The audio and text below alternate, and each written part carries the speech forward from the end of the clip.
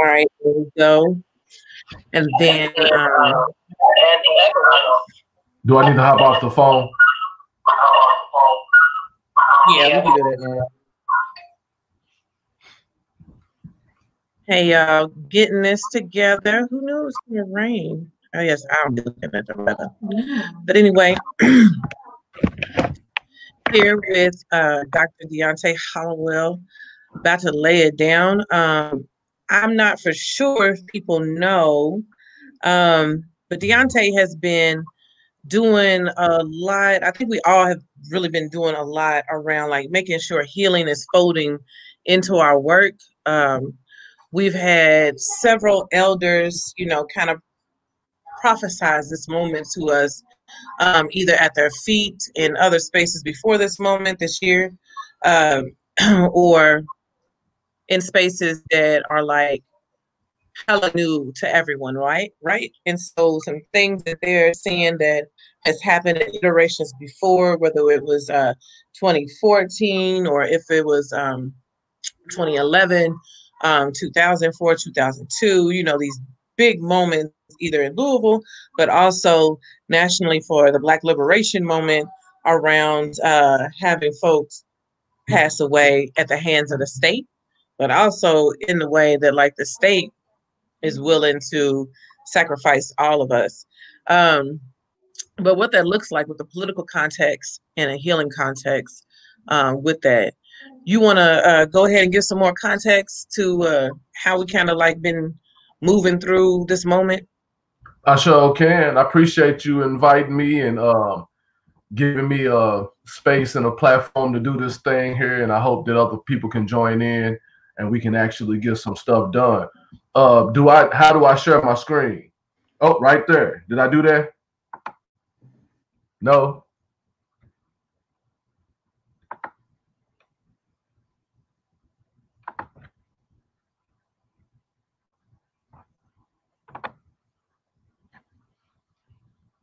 Hey, Chanel. Yeah. I think I may have lost you. Did I lose you? No, you didn't. I'm right here. It's okay. No, you didn't. Oh, I just okay. went back into the it's fine. I was just having you go ahead and go through the context of what this how we came up with this. Just helping you get to the spaces of where you at. Mostly Deonte's work is taking place in the classroom. He's a professor. He's gonna give you all his background. It's juicy. It's gonna come out. It's not gonna come out like that, but I'm gonna push it out on the platform and stuff. And he thinks, I know, I was like, what am I saying? And he thinks this is like something that we've been seeing as we just been moving through the motion, right? Getting our people connected with the homie, really bringing down, that political education piece to what is needed in this healing moment. Not just this one specifically. So definitely lifting up everybody that's missing and just really stunned at the loss of Travis in this moment. So if you want to give a context of like what happened at the Louisville community first, bailout retreat. I know people are like, retreat, what was that? It's a compilation of many things of our bailouts, learning how to heal, different methods. Some of them were deeper than some of the things that we were bringing to the table, and also what support looks like, and making sure we manifest a world that we want to see, even if it's minute and in our smaller communities. Go ahead, Deonte. I'm gonna just be in the background. All right. So let me give y'all some context as to how this kind of started. Even going back to 2010.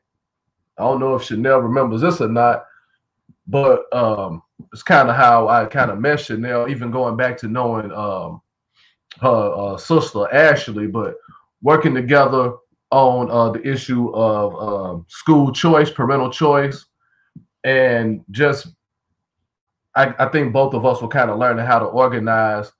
And her fight was usually in the streets, and mine was usually in some type of classroom or another, trying to educate the people. And so fast forward to now, behind the scenes again, been doing a lot of political education stuff for Black Lives Matters, and also with the other organizations around the city that I work with. So many of them, too many to name, but I will shout out to Peace Education and the Pivot to Peace program. But we had the Bell Retreat a couple of weeks ago, and that was basically I hooked up with Shelton. Brother Shelton had about 6 or 7 brothers that it came through, along with a sister who does yoga. And we just sat around and kind of talked about some of the issues that were plaguing us and that were important to us as not only as Black men, but as people affected by the murders of Black people out of here in these streets.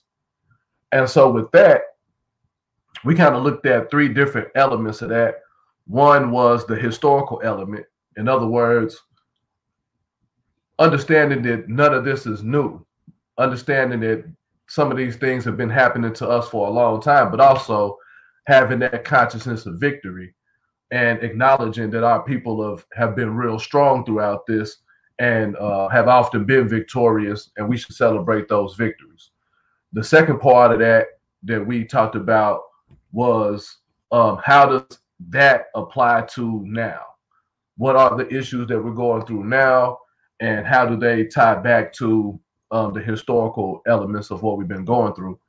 And then lastly, is a combination of healing and also trying to figure out some solutions to some of the social issues that we go through. And so after that conversation, it was real powerful with some real strong brothers. We decided that it wasn't enough for us to just have that conversation, but that we should try to turn this into something that will, for lack of a better term, stand the test of time. Something that you can sink your teeth in, and not just a moment where a couple of people get together and exchange ideas, but actually engaging in what we call praxis, which is putting those ideas into action. And so some of those brothers seem to be down with it. Of course, Chanel is always down with it.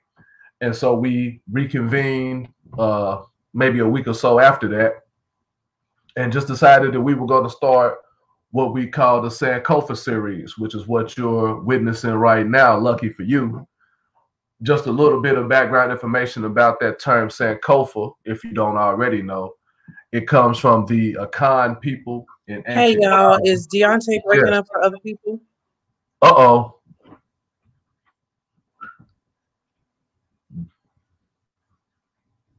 I think you were breaking up a bit. Is your Wi-Fi okay?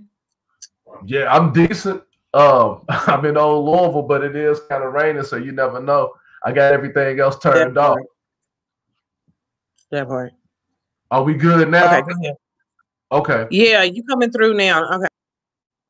All right, so my apologies to anybody that missed anything, but basically I was going over just really the background story as to how Sister Chanel and myself kind of came into this idea and this movement that's about to happen. So I was in the middle of explaining what the process of Sankofa is. And in explaining that, I was explaining that it comes from the Akan people of ancient Ghana. And the point of it is that Sankofa is the process of what we call historical recovery. And Sankofa is symbolized by a bird that is looking back, but also headed forward. In other words, it recognizes its history, but also recognizes what it needs to do to move forward. And so with this in mind, we really wanted to start an empowering program so that people who were interested could get together and try to figure out how to really come to some solutions to some of our problems, but also how to heal in this space of adversity. I don't know if y'all can see my t-shirt, but it's old as hell, but it says "Free the African Mind," and that symbol with Africa in the middle and with the other so-called African nations in the inside, that's the mind state. that we're looking to achieve here with this Sankofa series. So with that being said, I don't know if they can see my screen or not, Chanel, but I'll just carry on as if they can. Couple of objectives, my apologies, with this Sankofa series is to first understand the current local and national issues in the Black community from a historical perspective. So we'll start off mainly with these series. We'll talk mostly about issues involving police, but whatever issues we tackle, we'll always look at the historical perspective. Secondly, we will discuss notions of healing, specifically from trauma based on racialized or politicized events, and specifically as they pertain to dealing with us as Black people. Thirdly, we look to provide opportunities for community engagement, activism, and advocacy. And by community engagement, we mean people actually being shoulder to shoulder with the people that are suffering from these social ills. And by activism, we mean actively doing something about those social issues. And by advocacy, we mean going to the powers that be and letting our positions be known as it pertains to how our people are being treated. Our target audience is anybody, really, but specifically those who are a part of the Community Bail Fund recipient, or those who may be in high school or college looking for something to get into or a way to get active. And then also any activists or advocates in training, just regardless of your education or social standing or anything like that, just people just looking to learn together and to try to build something off of that. We still good, Chanel? Yeah, you're doing fine. I think it was just the the rain and stuff. All right. So the sessions starting today will each last about an hour. Today, since we're kind of doing a trial run here, we won't go for the whole hour. But I'm telling y'all, like 6 o'clock, we're going to get started. 7 o'clock, we're going to be done. I'm going to try my best to respect everybody's time. And Sister Chanel is going to take care of all the technical stuff so that I don't have to worry about that. And that's good because I'm not all that technically savvy. Sessions will be on the following dates. Today is the 25th. The next session will be on December 9th. Then the 23rd, come back to 2021, December the 6th, January the 6th and 20th, and then February the 3rd. I'm kind of playing around with some topics. I won't even share those right now because I'm really kind of hoping to look forward to hearing from others about what topics they may want to discuss or kind of tackle. All sessions will kind of go by the following format, which will be a group check-in, which I guess we'll have to figure out how to do that based on the technology, but just something for us to get to see who's all on the call, see what we might have got from last time, such as like a recap and things like that. Then we'll look at the historical perspective, the healing, and the praxis, kind of as we've been talking about so far. Each session, now this is only for those who are participating in hopes of trying to land work within the Black Lives Matters movement. For those individuals, they will have a few reading assignments and homework activities and things of that sort, a praxis challenge, just to make sure that everybody's serious about this work. And just to put a pin in that for a second, when Chanel reached out to me, and we kind of think on the same lines when it comes to this, I wanted to make sure that this just wasn't school, but that people would actually get something from it and that some work could get done. So I'm excited about some of the opportunities for that. So we also talked about an incentive or a point program. And again, this is kind of in the works. So my vision of that is that students will register for the series. Now, people that just want to join, obviously you don't have to register, you just come on. But again, if you're looking to receive incentives, not financial, not that I know of, but just work incentives, opportunities, then you can register through that. Get up with Chanel, get up with me, and we can get you down. And going to cut it off at about 10 members. But again, as many people as possible can join in the actual sessions.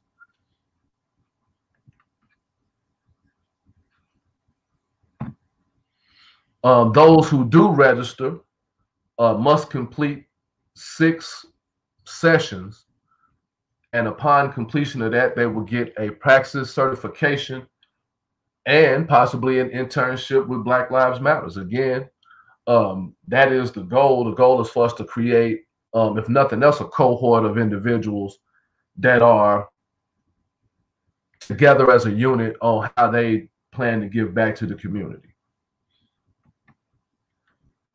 Any questions right there? I'm gonna pause right there and then we can get into some more conversation.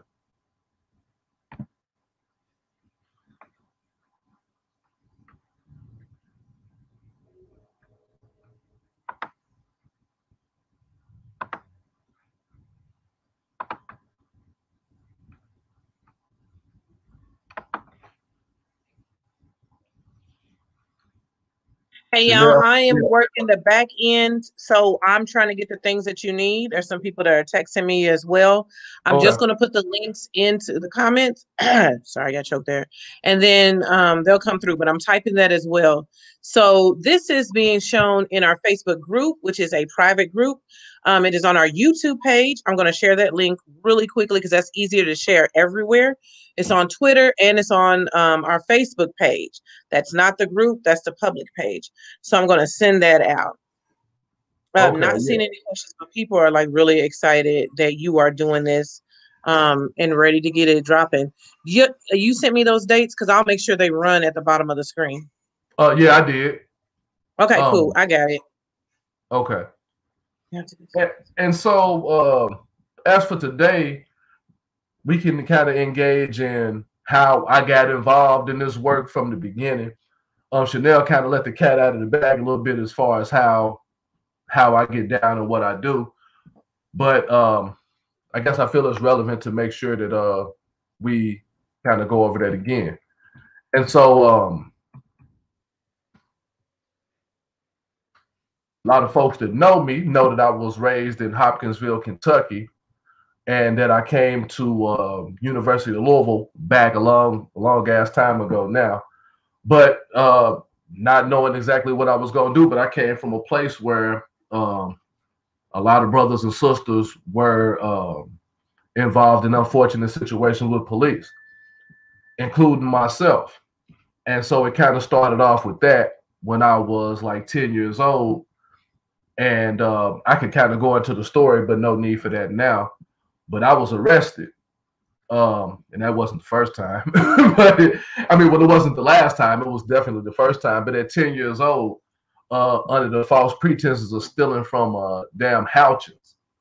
And the arrest was real. Like I got put in handcuffs, got taken to the back of the store, got, drug around the store like a criminal, had to go to court and the whole 9 yards. And interesting part of that story, the person that arrested me was a plainclothes officer, I guess at the time, working in Houchins. And fast forward, 12 years after that, he became the mayor of Hopkinsville, Rich Leby, if you want to look him up. But all of that to say that when I got to grad school at Temple University up in Philly, I was challenged to decide what I wanted to write my dissertation on. I had been active an activist, really, especially in the college world, and but I was challenged to do something that resonated with me or that was really a part of my real life. And so I chose to study this phenomenon that I call control and resistance. And it's really about the relationship historical and current, between African Americans and police. And so that one incident that I had, coupled with several other incidents, coupled with some work that I was doing with the Lifers program up in Philly at the time, it really kind of influenced me to really start looking at this notion of control and resistance, where Black people have historically had to basically figure out ways around the political controls that have been placed on them. And so I really look at two things as a method to analyze the history that goes along with this whole notion of control and resistance. The first part of that is from Waquant's Four Peculiar Institutions. Some of y'all that are nerds like me probably heard of this, but basically you have Louis Waquant, which is this European cat, and he talked about the four institutions that are peculiar or weird that Black people in America have had to deal with up until today. And so the first one obviously is enslavement or chattel slavery. The second one being Jim Crow segregation. The third one being the development of the Black urban ghetto.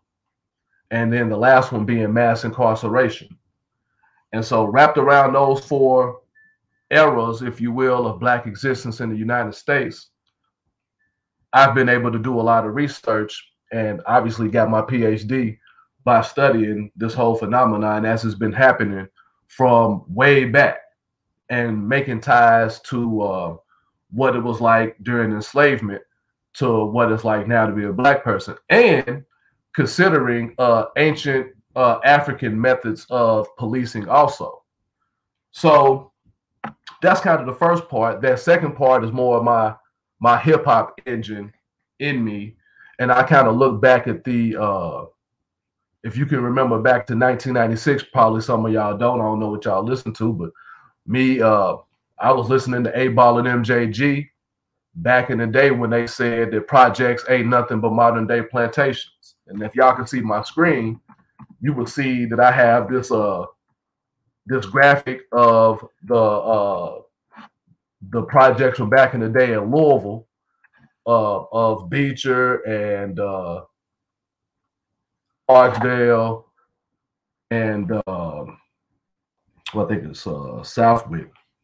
But projects ain't nothing but modern day plantations, said 8Ball. And the next line of that was, and the masters reside at the police station. And so what does that really mean? It means that throughout the history of Black people in the US, even if you go back as far as enslavement, it's this very issue or essence of control that Black people have been forced to try to resist. And we've been damn good at it too. So much so that they got to keep killing us in order to slow us down. And so it's important for us, at least for me, to be real conscious of how things haven't changed. A lot of people focus on how things have changed, and I focus on why things are the same as they've ever been.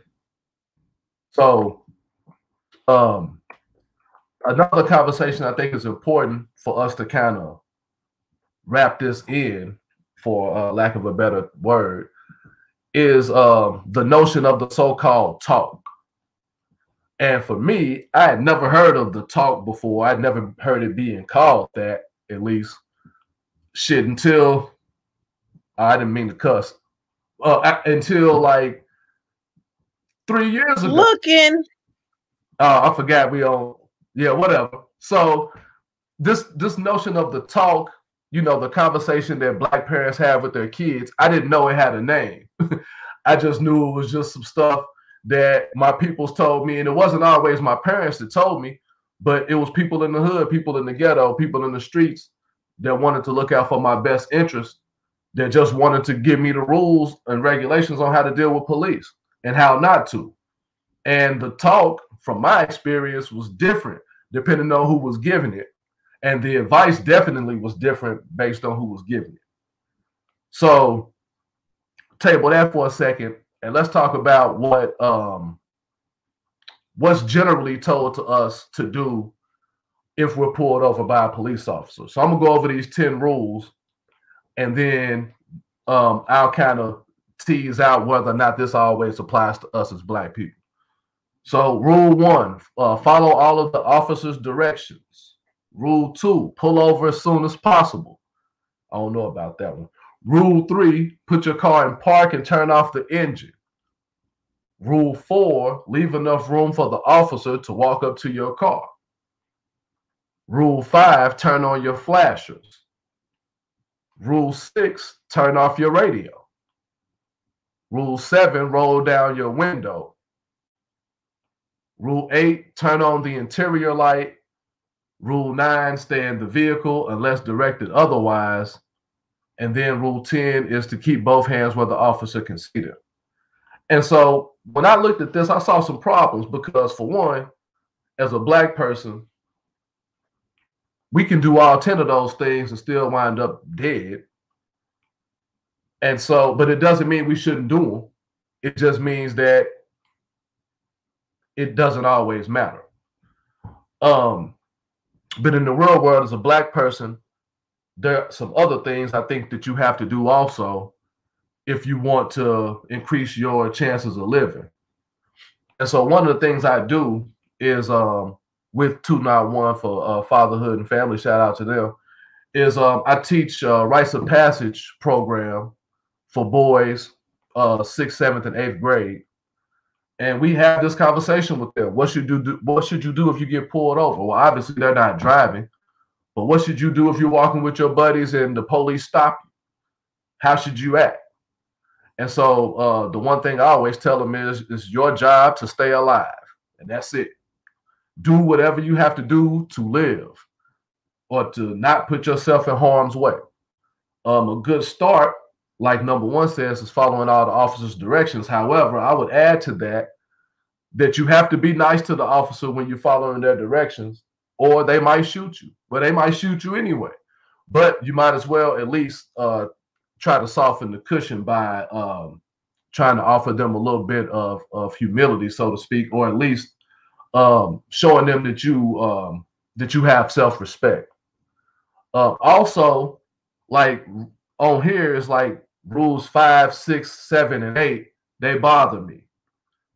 5 is turn on your flasher. 6 is turn off your radio. 7 is roll down your window, and 8 is turn on your interior light. All I'm gonna say is do as less movement as possible, because while you reaching and turning shit off, you might be getting your head blown off. And so do as little with your hands as possible. I recommend just keeping them on the steering wheel. And then when the officer comes, then you say, hey, you mind if I turn down my radio and my flashers and all that other stuff? They may tell you no. Then you have to listen to that. So there's this image, I don't know if y'all have seen it, by this cat, Michael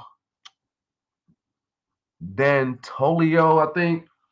I can't see his name, but it's the image of two Black parents speaking to a young Black boy, and obviously having that talk.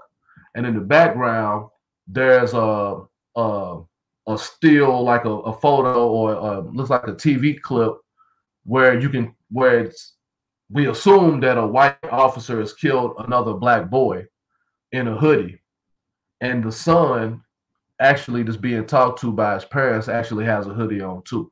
And then there's photo images of Dr. Martin Luther King Jr. and it looks like Barack Obama. But one of those things about that talk, now that I've actually heard that it's a thing, or that it has a name, it just makes me wonder, one, if this conversation is exactly the same for our Black girls, and two, what good has this conversation done us? What good has having this conversation with our young people, what good has that done us? So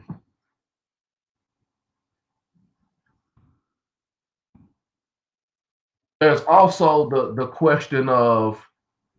I wanted to raise that up just a bit so we don't miss a bit of context right there.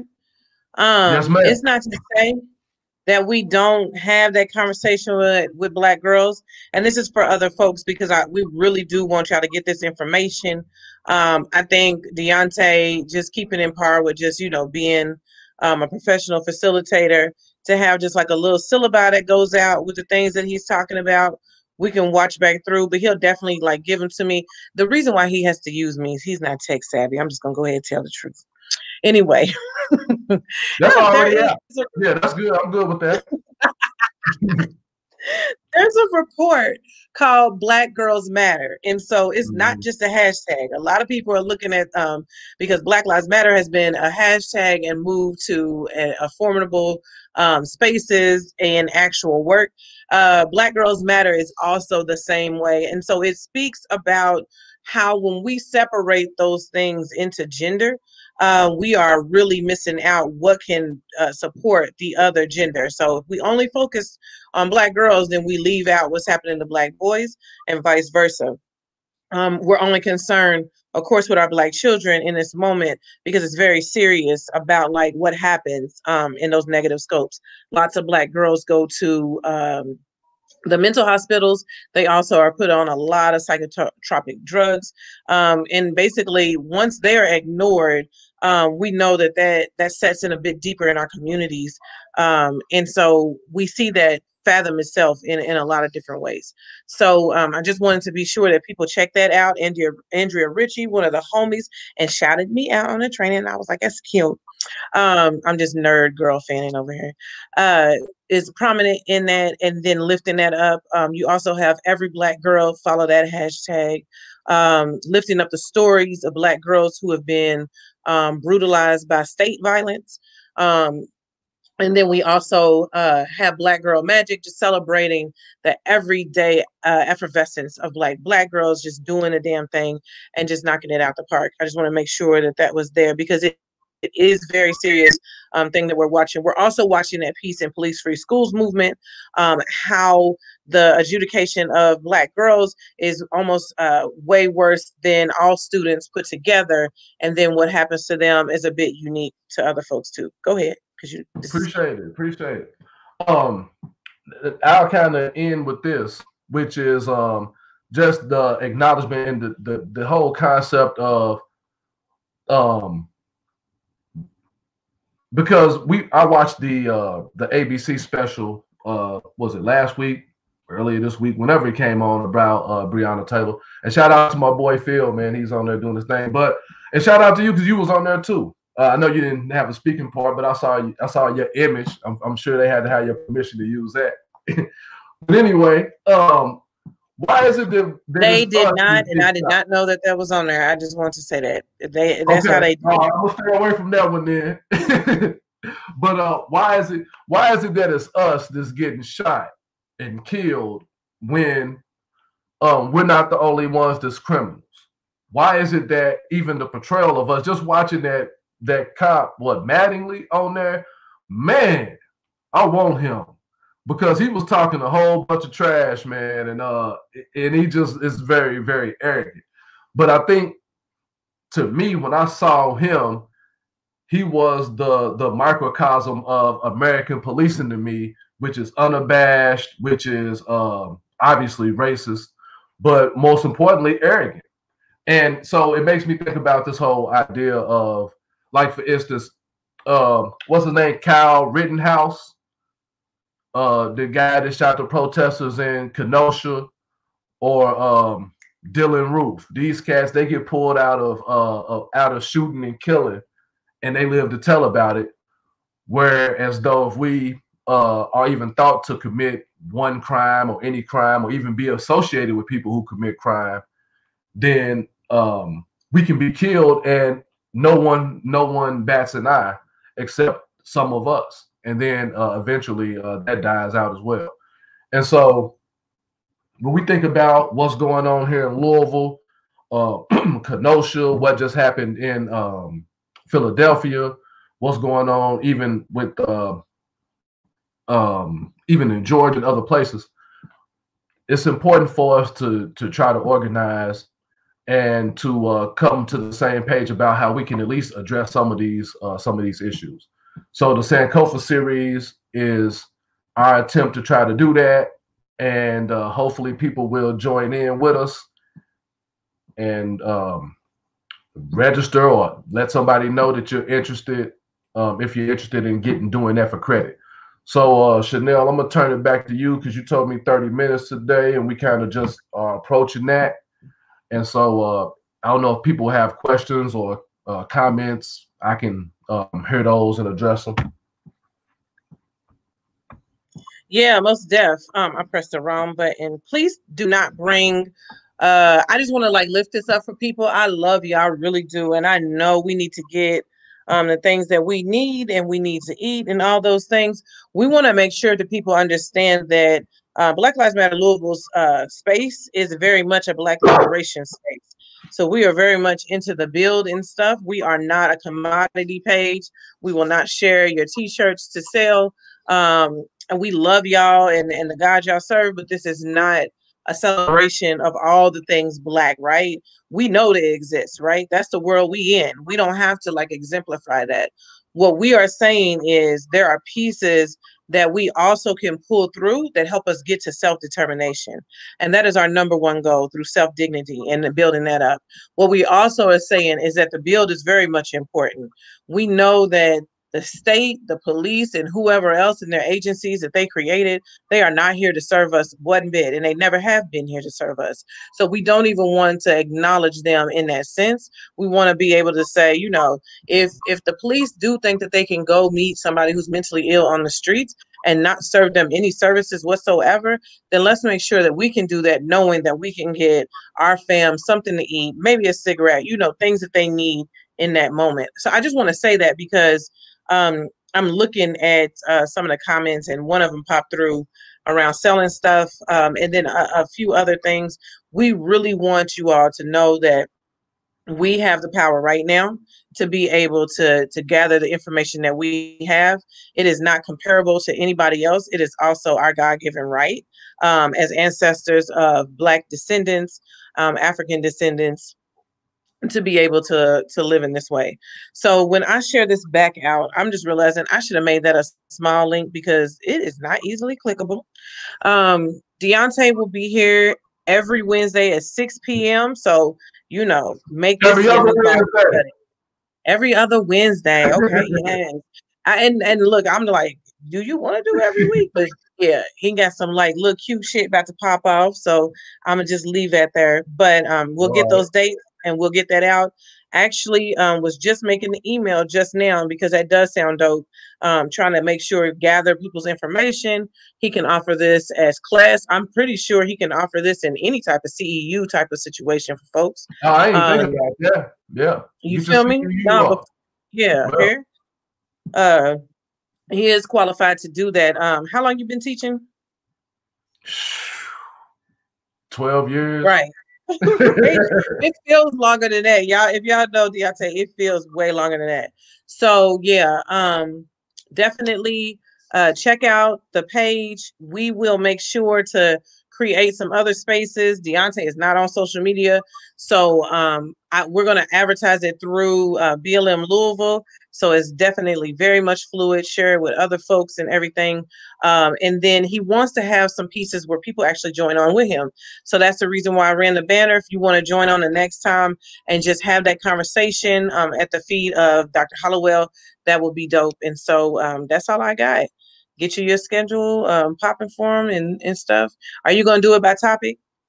Yeah. If people, and I got some topics in mind. If people got something in mind, they can shoot them to me. But it's going to be all about our dealings with police. Okay. Yeah. Definitely what's going on, and better help people with their narrative as we continue to get folks out there and protest and stuff.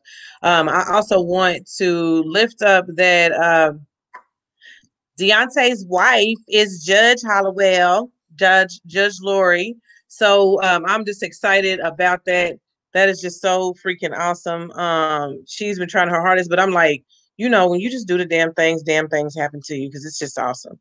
So Judge Goodwin, I'm gonna correct you on that one because I don't want to get in no trouble. But she yeah, I know. I'm sorry. I just was y'all. Don't even. I'm tired. I'm tired. I can't even believe I just said that, Lord. And this is recording. We're gonna clip that part. Take it out. I don't know how to do that. We just messed up. That's what it is. Yeah, Lori, you know I did not mean that. I'm sleepy. You know I'm tired. But that's my homie, and I love it. I just love when the right people get into the right places. So this is dope. Thank y'all for joining us. Look for us again. What you say, December 8th? 9th. 9th. I was almost there. Okay, cool. Bye, y'all. Thank you. All right. Peace out. Appreciate it, Chanel. Yeah, thank you.